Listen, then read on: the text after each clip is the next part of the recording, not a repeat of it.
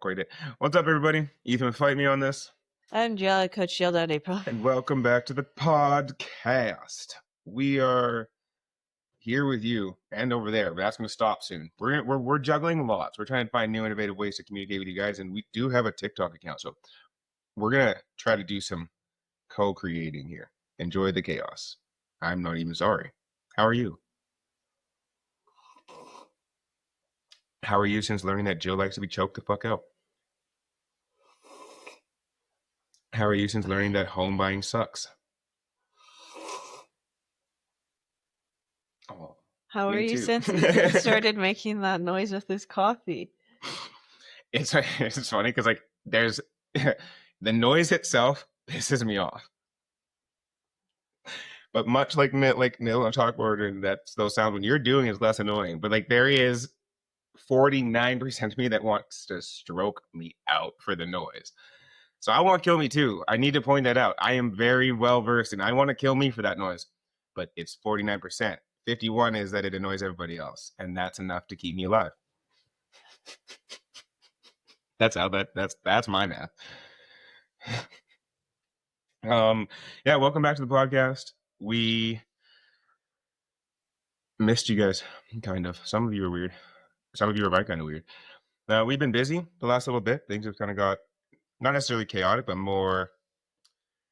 Jill and I have been trying to get more habit creating and stick to some goals here, and we've been doing that. Jill's having a fun time with her hair. As always, that's been a thing for weeks. And yeah, so here we are, busy, and meal prep. Jill's having business meetings with clients all the time, gaining new people like she said she was gonna. And now we're here. You were on a live with us, a couple of you were on a live with us, and we talked about like what do you guys want to hear, what do you guys want updates on, and so we figured updating you from episode 1. Who are we? What are we doing here? Where are we now in comparison to then? And just catch up with you guys a bit. It would be great to hear from more of you. We're going to figure that out, hence the live. But are you the fuck okay? No. It's payback for the noise. Your fidgeting's driving me fucking crazy. What's up? I don't like my hair. Here, we just hold. And then she's fine. Look at immediate change of attitude. It's the soft flyaways in the back. I know, it's they're like fucked up soft. It shows. I've learned that from taking out my extensions created a lot of texture in my hair, which means my hair stayed the way I wanted it to stay more easily. And now it doesn't anymore. And Ethan always says like it's weird to complain about soft hair, and it's not necessarily that I'm complaining that my hair is soft. It's just that like it doesn't stay in anything. It doesn't stay in a scrunchie. It doesn't stay in a claw clip. And that's my annoyance. It's like this is her annoyance. Look at the camera. There's the thing. I don't have like I didn't, y'all. I'm strong. I get it. Try to do that with mine. Just try. I can't. I actually need to. Like, you know what I mean? Like, that's what Jill, there's a perfect demonstration. That's what Jill's pissed off about. That was such a good demo. I could have done that with my pinky. Like if I walk up the stairs, my hair falls out of a bun and somebody's gonna be like, I wish my hair was that soft. Yeah, that's kind of where my brain goes. I'm like, isn't that the whole point? Every woman wants soft hair. Except for this one. Until it doesn't stay in anything you want it to stay. Is that your hard this week, love? Or are we just jumping in and catching up? Yeah, pretty much. Cool.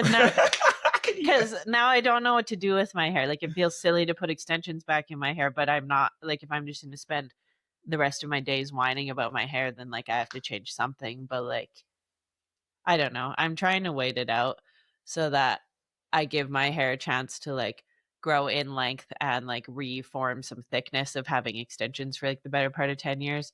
I'm just not being very patient. So I'm trying to like be like, hey, you have to wait till at least the end of the summer. And then if you still hate your hair, you can do something about it. But yep. Yeah. Shelby agreed with you. She's having a bad sensory day.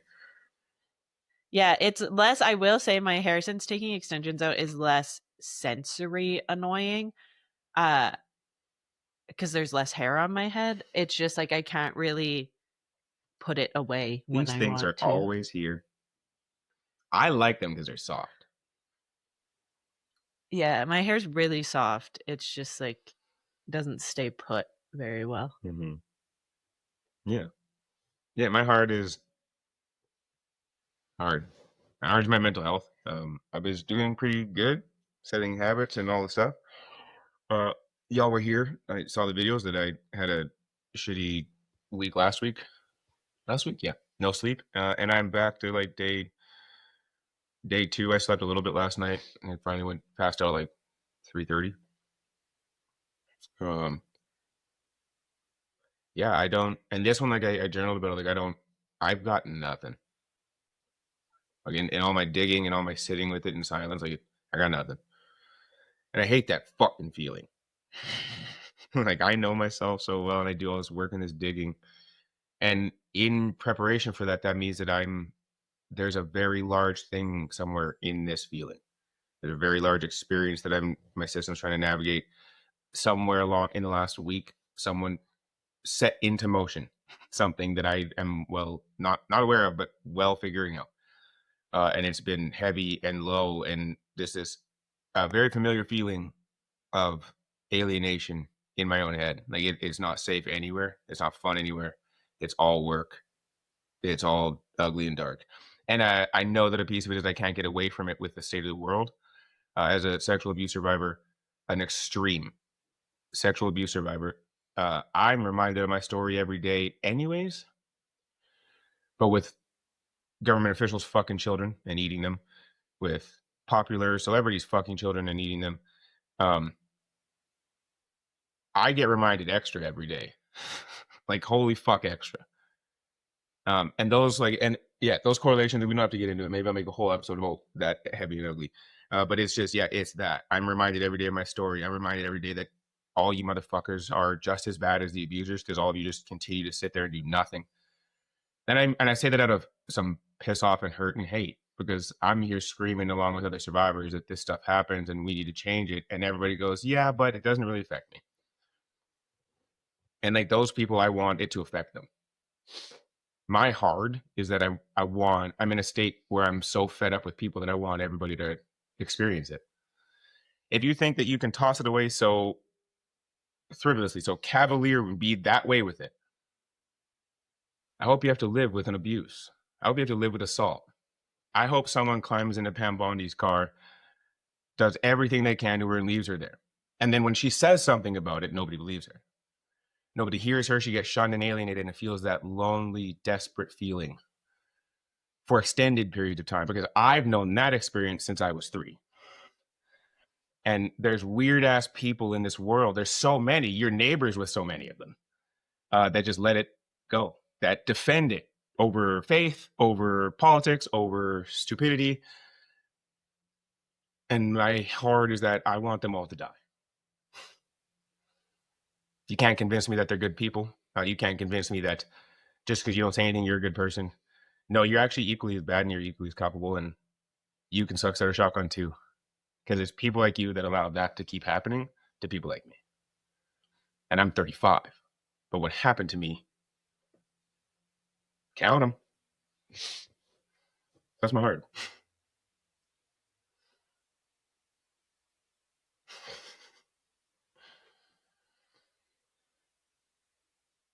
Yeah, I just think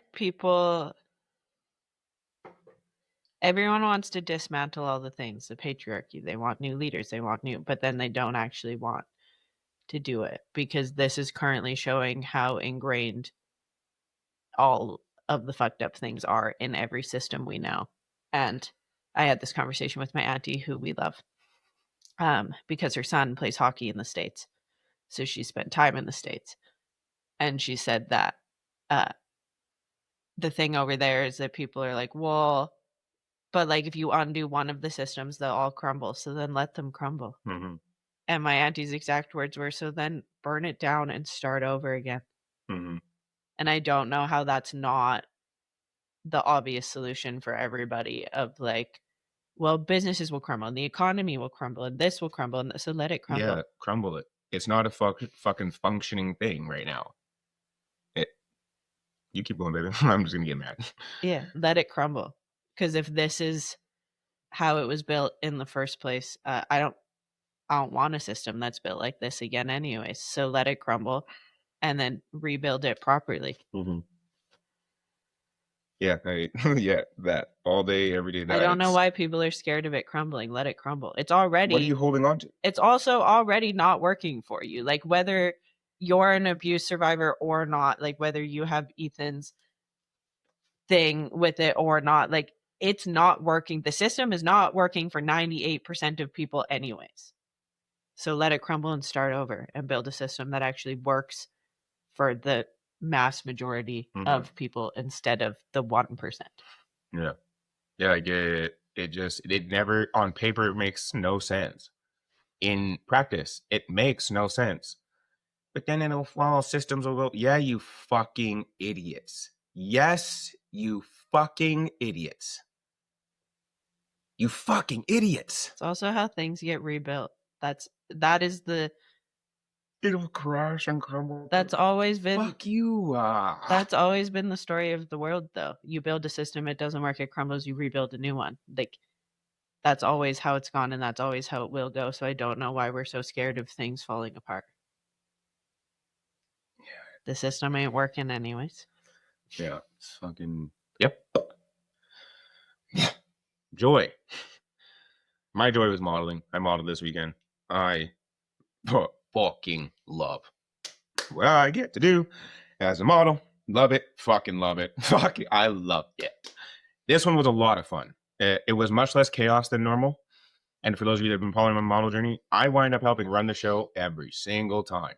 And I love doing that most of the time. But this time, like as much as I was working with the models and, you know, making sure spots were hitting and stuff like that, it was so much more about just being there, being blackety black with a bunch of other black, beautiful people. And just, fuck, it was, the pieces were beautiful.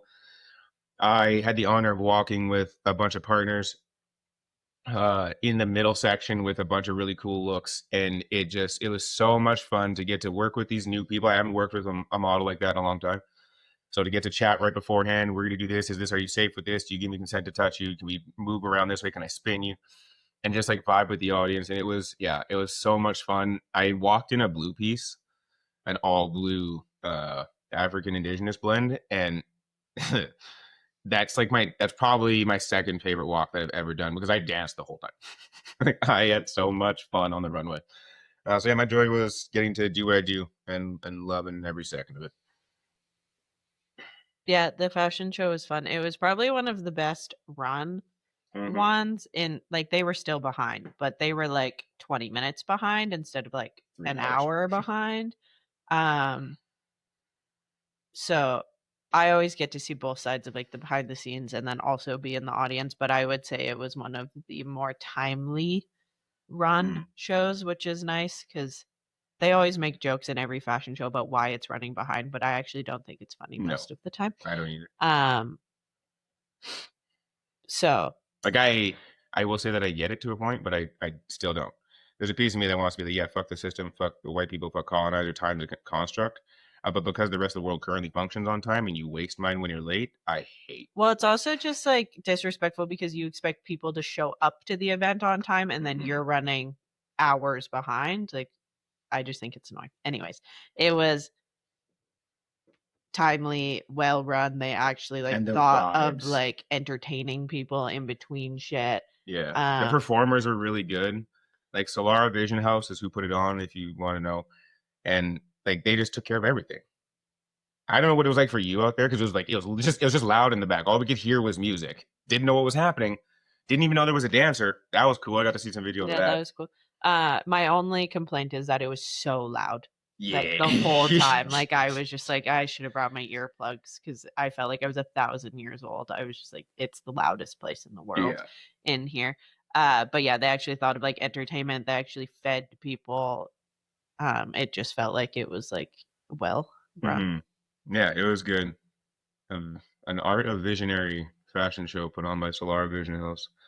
It was a great show. A lot of fun. The vibes were so much fun. Like there's videos of usually like when you're backstage, it's nobody's really vibing. But you can't put a bunch of black people together and tell them not to vibe. Yeah, like literally, there was 15 of us in one, or 18 of us in the one, and 6 of us in the back are just dancing and vibing and having a time, and then celebrating every model that comes off. Like, it just, there's also videos of me covering my ears, being completely overstimulated by how fucked up loud Like it it was in there. was, Like immediate migraine inducing. But and other I than that, I like, love people, but I need everybody to understand that when you have a mic, you don't also need to yell.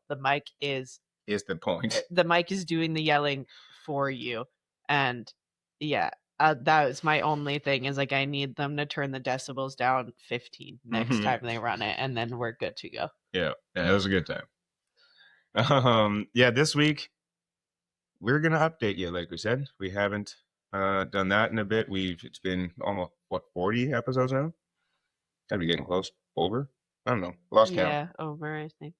Gaining on 50, and it's been a minute. We want people to go watch the whole podcast. Of course, we want people to do that, but we also want to give you guys updates, and things have changed from there. We said that we would continue to evolve and adapt through this process of sharing our lives with you guys, and this was always going to be a thing. We are different people now than we were then. Things have grown. We understand the world and our love and our life a little bit different. So we're gonna catch y'all up. I am Ethan with Fight Me on this. I'm also Ethan with Sir Lifts. Please go follow my model page if you see this. I need to start boosting that, as I have goals and things I want to do with my modeling. Have submitted my information to have a professional comp card made. I am so excited to start whoring myself out in the model industry. Well, I don't do it right now. People just really like me, so I'm going to actively seek whorish activities. I don't know, modeling. What was I saying before that? I don't remember. That was funny to me. Yeah, I think a lot has shifted in like our physical life. We've obviously moved 2 times since we started podcasting. If you've been around since the beginning, you would have seen us podcast upstairs in our first house, and then on the main floor, and then in our Holy second shit! Yeah. house, and then down here. I think a lot has also shifted in like our personal beings since then as well. And I think a lot has settled for me too. Like I think coming into starting the podcast, Ethan and I were both still new in our reconnection, still new in exploring what it meant to be polyamorous to us. And there was a lot of like excitement of new things in general. And I feel like a lot of things have settled. And for me, especially, I've really like aligned where my priorities are. And it just kind of settled into however polyamory needs to look for me. I think there was a phase for a while where I felt like I had to be dating all the time. I had to be going for coffee. I had to be meeting new people. I had to be exploring new connections. And I put that in my own brain in twofold, in the sense of like, I have to do it, but also like, if I'm going to be polyamorous, shouldn't I be doing all of these things? And then at some point in the last 6-ish months, I just realized I don't really care right now. I realized I was getting really frustrated from dating, because I've said this before and I'll say it again, dating women compared to men is a whole new ballpark. And I was just getting really tired of having similar experiences over and over again. And I could feel myself looking for the reason why somebody would suck. And I've spent a lot of time in therapy trying to undo that for myself. I'm very quick to assume people are the worst. And if they prove me different, that's great. But I'm going to assume you suck. And the second you prove me right, I'm going to run with it. So I was spending a lot of time in therapy undoing that and being like, hey, you don't have to walk in being like, that's the best person I've ever met. But you also don't have to walk in being like, you're the worst human I've ever met. And landing somewhere in the middle of like, you're a person until you prove one way or another. But dating was making that really hard, because people were continuously showing me why they sucked. Yeah. So I felt like I was battling myself, being like, no, stay neutral about people and meet new humans and just like figure it out. And then I would be like, yeah, but all these humans are showing me that they suck. So I think that was a big piece for me, was being able to take a step back and be like, you don't have to date if you don't want to. You don't have to date if you don't feel it's productive or positive. Like, dating at the end of the day is supposed to be a fun thing. And I feel like the second it's not fun anymore, like, I'm not saying everything in dating will be fun, but overall it No, should be you're like a right. fun experience. Uh, so I think that's been a big shift for me, is like, oh, I actually don't have to go on dates. I don't have to go for coffee every week. I don't actually have to do anything I don't want to do. Still makes me polyamorous, whether I'm dating or not. Seeing if you're done. What do you mean? What? Yeah. Uh, dating slowed down for me right around the same time. Because similarly, people suck everywhere you go. But also, like, people are everywhere. Is for me is also my thing. Like, as much as it's trying to find connection with new people, because it is exciting and fun and I love doing it, but it's also I meet people every day pretty well. I just met 50 new people this weekend.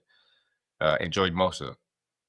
The opportunity to connect is around us all the time, and so actively seeking it out is kind of taking a little bit of a back burner. Like, there's always feelers going out when you exist in the world. There's feelers going out on social media. There's feelers going out at all times for people to connect with you in some way, shape, or form, whatever they choose to be. I've made a couple of cool connections over the course of the last 2 years, and I've made some less fun ones. Lots of learning. Like always, but like really lots of learning about me as a person, as a polyamorous queer, but also just as a person. A lot of my traits that I fought with before I understood that I was polyamorous, like, are some of my favorite things about me currently, but it also is the thing that frustrates me the most, because people treat it like it's a dime a dozen, and I know it's not. Everybody wants somebody that will listen, that'll hear, that'll sit and hold conversation over a coffee, but nobody wants to go for coffee. Nobody actually knows how to have a conversation. Nobody, no, we're all so goddamn starved for connection that we forget how to connect. So it's just, yeah, for me, I think similarly to Jill, it's not that it's taken a back burner. I still go on dates, still have fun. It's just not aggressive pursuit of it. Because it was a great time early when we first started going and being together. This is fun. Let's just connect whoever we can. And a piece of it is figuring out what you want out of your life and who you want to spend it with and what that means as sharing life with multiple people. It's new relationship energy. I'm still polyamorous, whether I'm going on a million dates or what. I'm still polyamorous because I choose to love people in my work. That doesn't change shit. And so, yeah, I think settling into a groove, but also understanding that it's not always going to be so energetically focused on other people. I know for a fact at some point there's going to be a moment where the switch flips for me. There's going to be a point where it switched for Jill again, and it's like, let's go all in and have a blast dating and do all the things and whatever the fuck. And I'm assuming when we spend time in BC is usually when that happens for us. But it's just like, because it's different. But that's beside the point. It's just yeah, room for evolution and growth. I'm content as is, and I'm always excited for the possibilities of connection where they fall, however they do.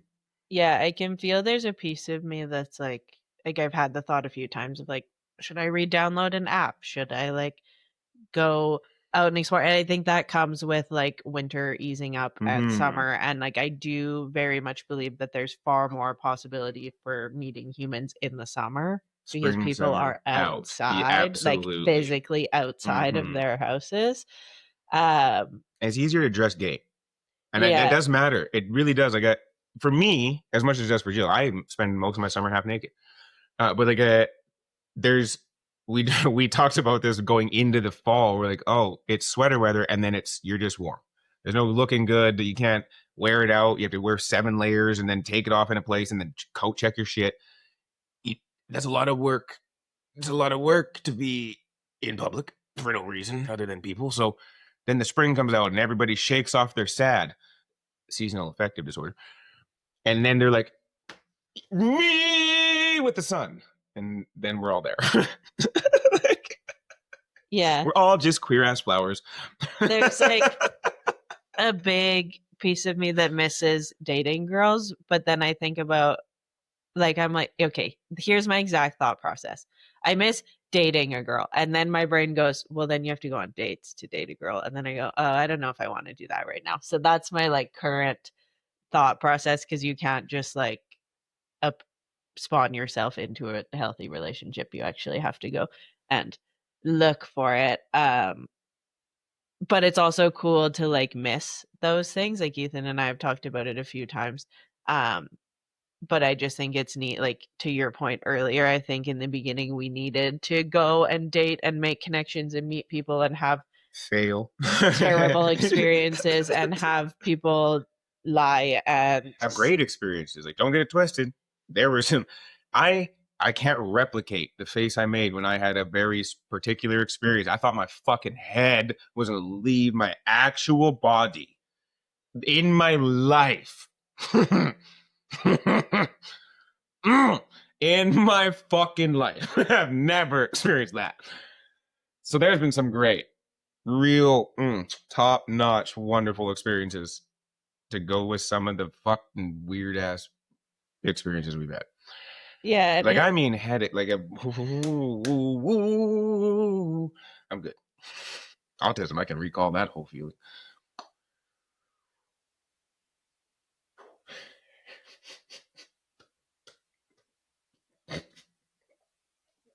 This much was a fun one. Jill remembers. yeah, there's been a lot of like really cool, there's been a lot of really shit. But it was like a good thing for me to learn the red flags in, and I say women because don't be offended. You should know this by now that like I don't date men. So like to learn the red flags in women of like people that actually mean what they say and people that are actually here with the right intent and people that actually want female connection. Um and I think those are all important things. And I think when I do choose to go back to dating, I have all those experiences to take with me of like, oh, I remember this before and this is a good thing, or I remember this feeling before and that's a bad thing. I gotta go.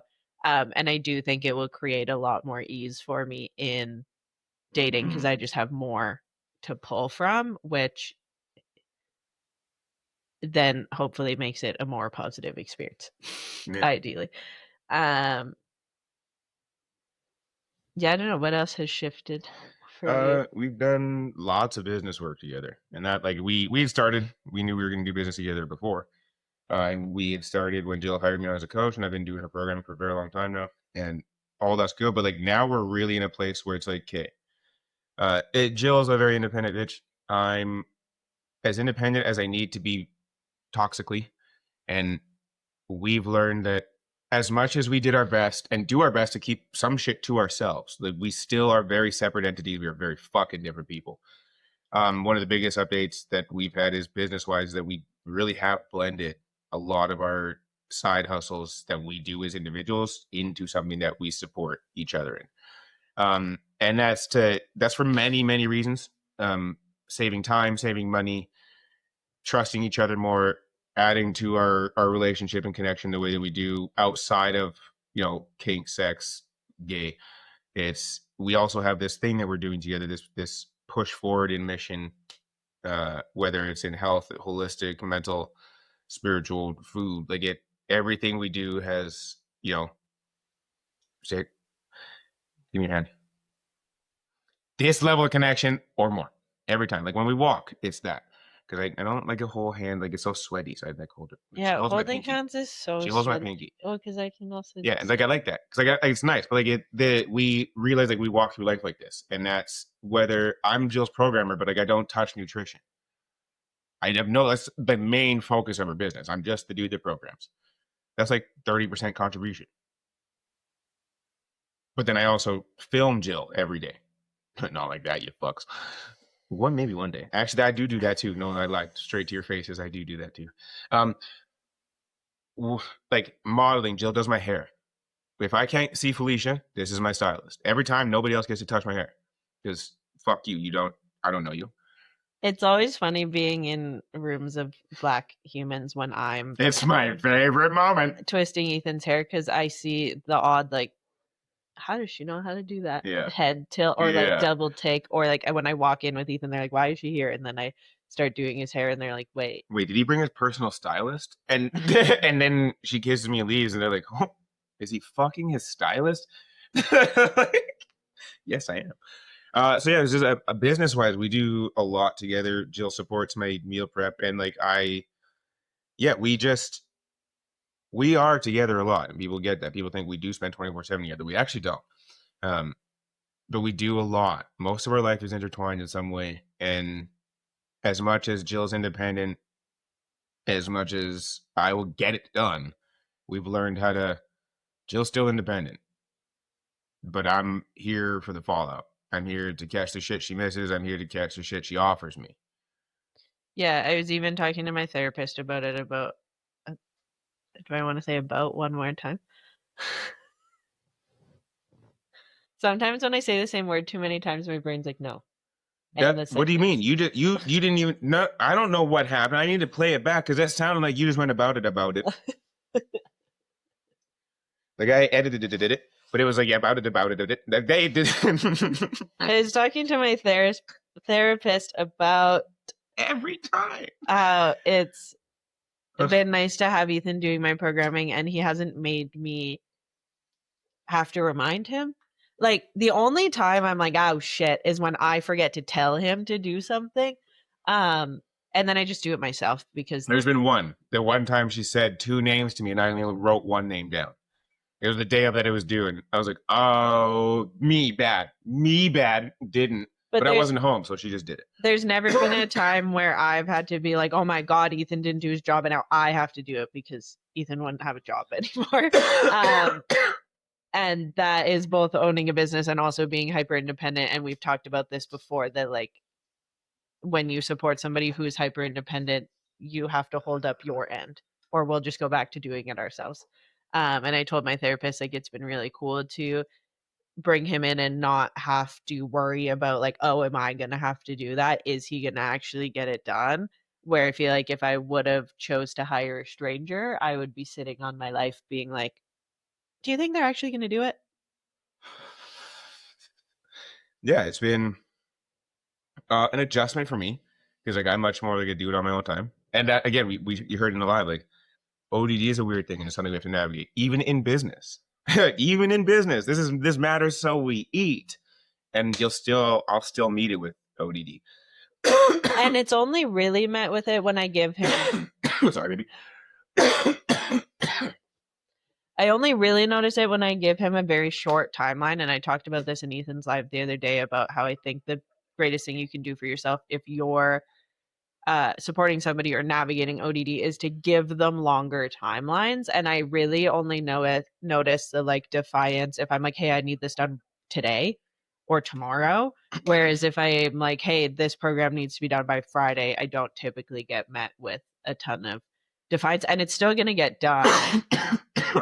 But sometimes I can feel his initial reaction. I'm like, oh, that wasn't a long enough timeline for his brain. Yeah, and yeah, that I would say and agree. Like I still do that one, and it's less pushback. It's just like a annoyance in the moment. I'm like I have the fucking time. In the next 2 days, I have the time. Chances are I'm really great at programming. Chances are I could do it right then in 6 minutes. Like I'm fucking great at this. But it isn't. I don't get to rest in my skill. I don't get to rest in knowing I can.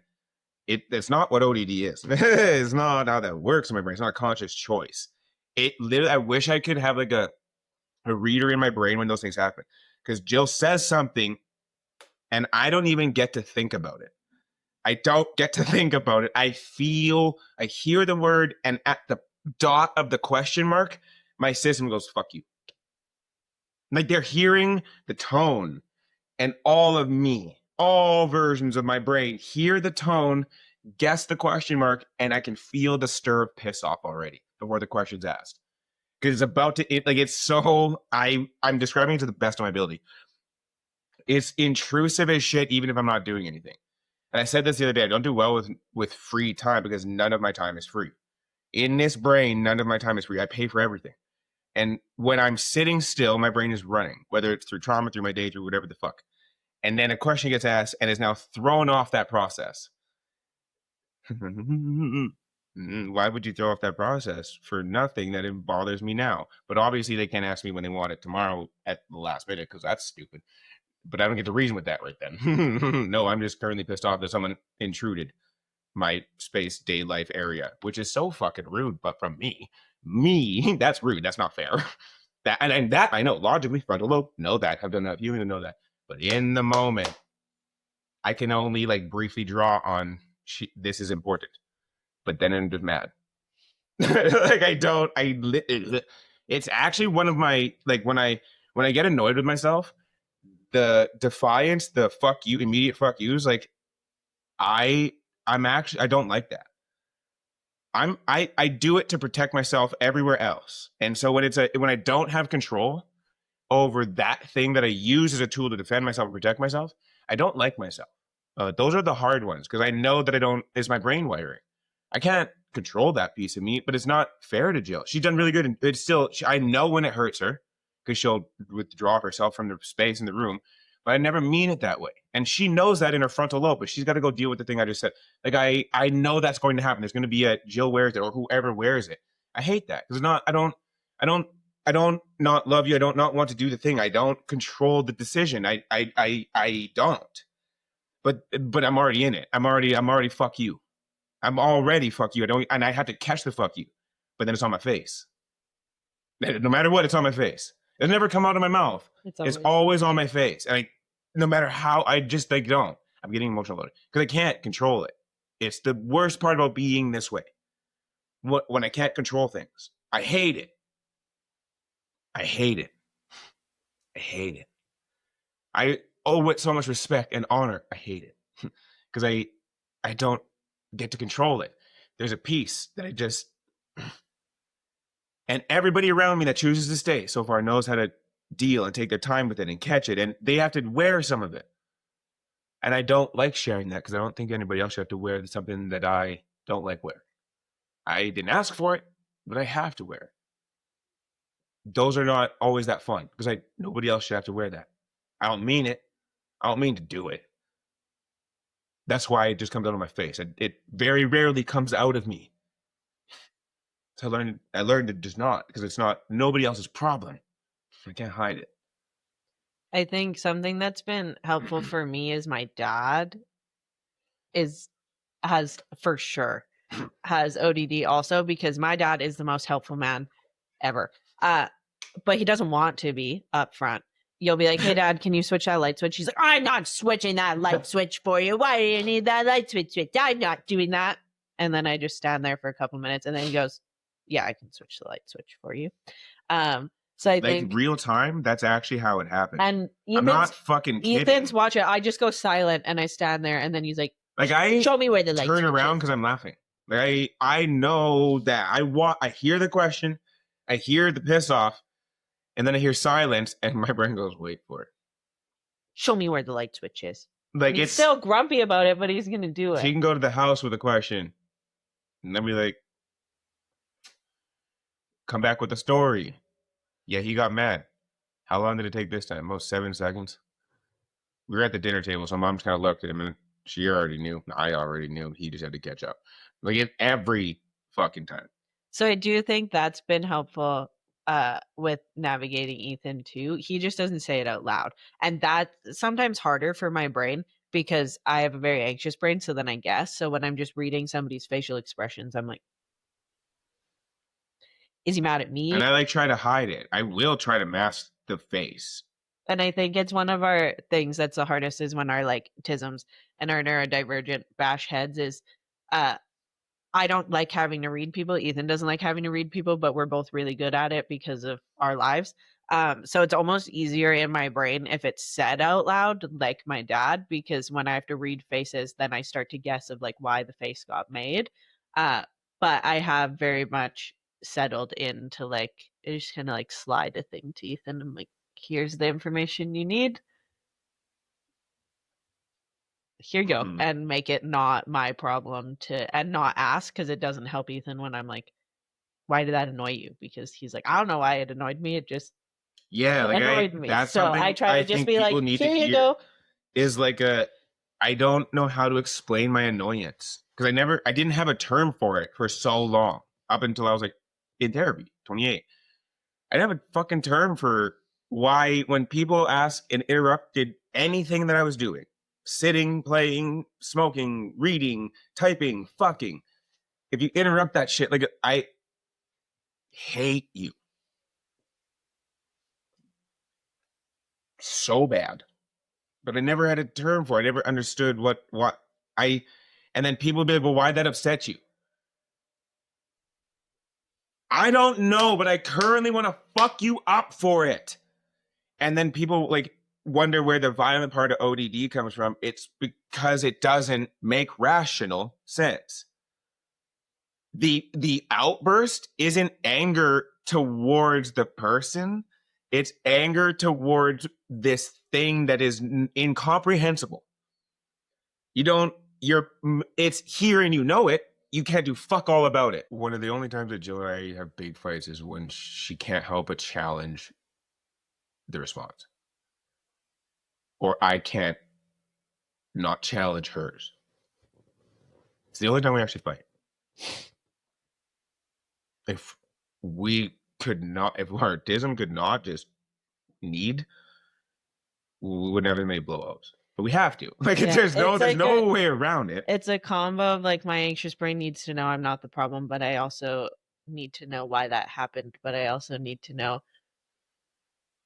what's happening. And Those are all three different questions, and they all have different answers. Like that's that. Like when you asked that or said that sort of. So I have to try really hard to just be like, leave it, and I just have to be like, goodbye, because if I don't do the, here's the information I need you to have, and then I'm gonna go, it turns into, why'd you react like that? And I know that's never an upfront helpful question, but my nosy-tism, anxious brain can't help but figure out why it's happening.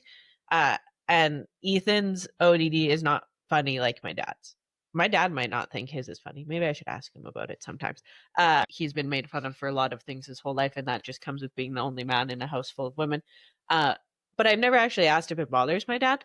I don't think you get a straight answer the first time. Because I think we all have always made it a light, haha, funny thing that dad does. And that's just my tism being like, wait, do you think that actually bothers him when we're all like, haha, dad did the thing again? But Ethan. I'm so curious to know, though. Actually, that's such a great question. Ethan's isn't funny to him. Where my dad can, like, my dad's reaction is funny because it's so dramatic. Like that's a valid time. And my dad's like a big loud man, but it's so dramatic. Like you could ask my dad to do the littlest things and it would still be the biggest. Well, why do I gotta do it? Why do you even need that done? Like it could be something that like he knows. It could be a hole in the wall that is visible. And and you could ask for support in fixing said hole visible. You'd be like, well, why do you need the hole fixed? Why can't you just leave it? Why can't you put a picture over it? And then he would be like, right, I'll fix it. So my dad's is funny because it's so dramatic. And I know he circles back sometimes faster than Ethan. Like my dad is within seconds of, no, I'm not doing that thing. Why would you ask me to do that thing? You don't need that thing. Okay, I'll do the thing. And my dad's doesn't come with trauma. It's just his processing center. But anywho, I don't know where I was going with that. But I think it's also the difference between different autists is like that can be funny to my dad. It can be not funny to Ethan. And if you react the same to two different people, you're going to get caught in the crosshairs. Yeah, like if that's the point, I'm here for it because it is tough because like there are moments where like I try to not necessarily hide it, but like I do have some version of like I know it's coming. Like I feel the shift and it just goes to my face because I've been in therapy for 10 years. There's like so much that I was in therapy weekly because I needed to be. And I spent a lot of my therapy in research trying to figure this shit out. And understanding me and knowing that I was like this was a big deal.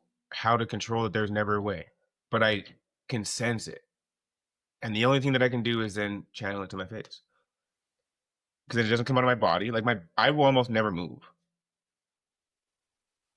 but my face will change or I'll stop breathing. It's even if he's, like, on his phone and you, like, interrupt it, like, a question needs to be asked because that's living with a human and interacting with humans is, like, you have to talk to each other sometimes.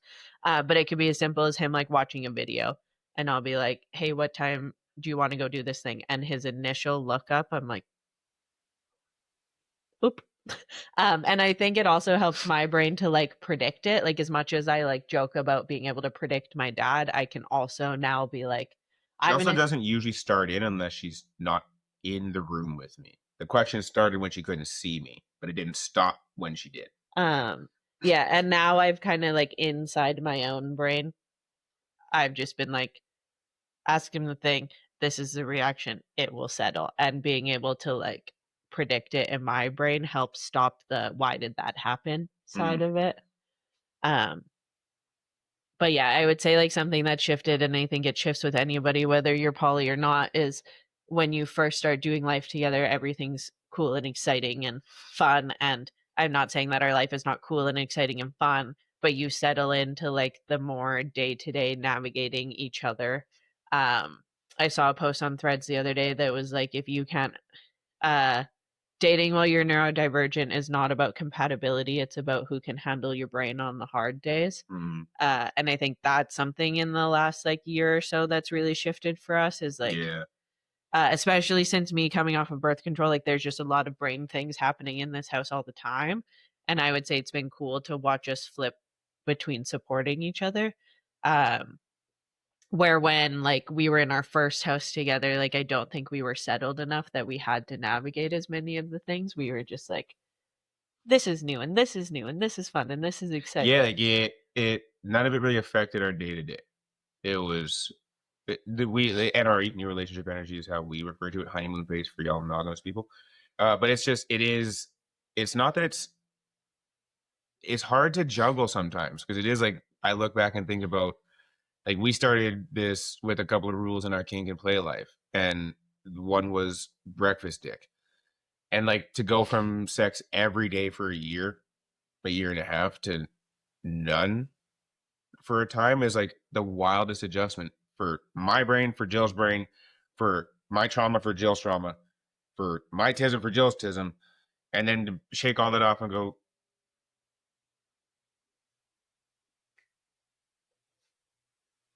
we still fuck a lot.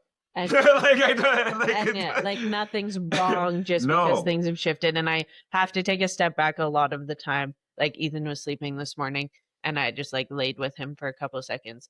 After I'd been up for, like, an hour, I just, like, were you awake enough? Do you remember that? Okay.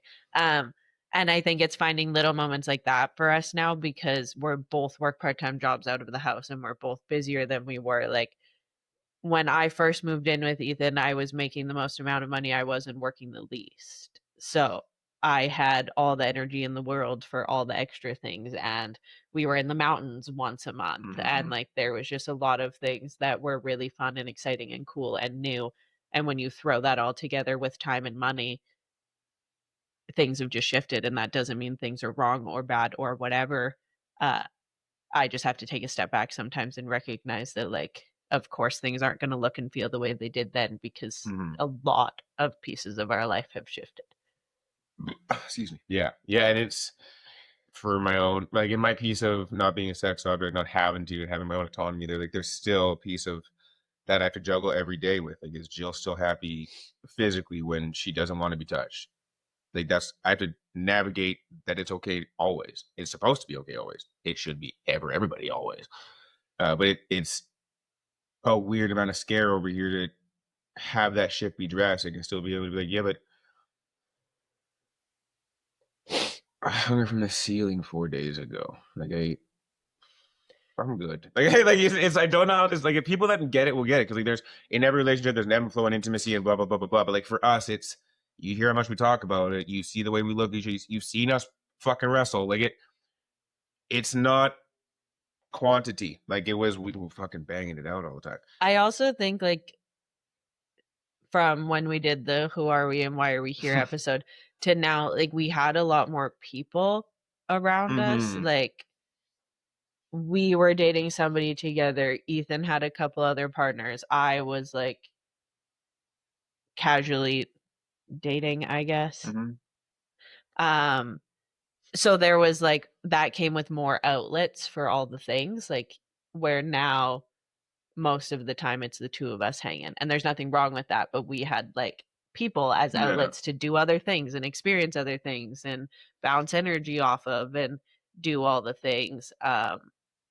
And we're a little more settled in the two of us now, but also have less humans coexisting around us right now. Mhm. Yeah. Yeah, so like I know, like as much as like so much has changed, not a lot has changed for us. We grown, evolved. Some things have slowed down, some things picked up.